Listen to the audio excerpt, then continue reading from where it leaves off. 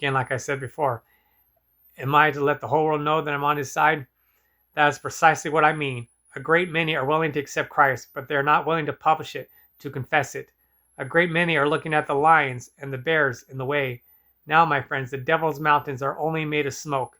He can throw a straw in your path and make a mountain of it.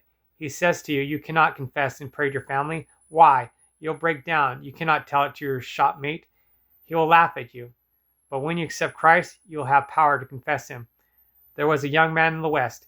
It was the West in those days who had been more or less interested about his soul's salvation.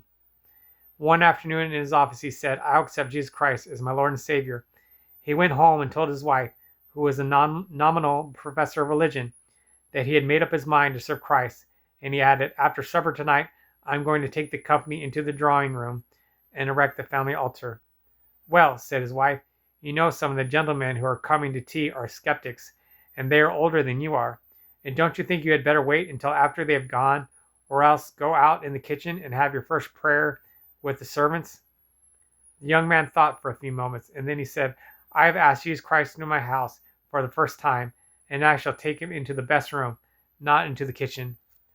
So he called his friends into the drawing room. There was a little sneering, but he read and prayed. That man afterwards became Chief Justice of the United States Court. Never be ashamed of the gospel of Christ. It is the power of God unto salvation. A young man enlisted and was sent to his regiment. The first night he was in the barracks with about 15 other young men who passed the time playing cards and gambling. Before retiring, he fell on his knees and prayed, and they began to curse him and jeer at him. I guess, tease him, insult him, ridicule him, and throw their boots at him. So it went on the next night and the next. And finally, the young man went and told the chaplain what had taken place and asked what he should do. "Well," said the chaplain, "you're not at home now, and the other men have just as much right in the barracks as you have. It makes them mad to hear you pray, and the Lord will hear you just as well if you say your prayers in bed and don't provoke them.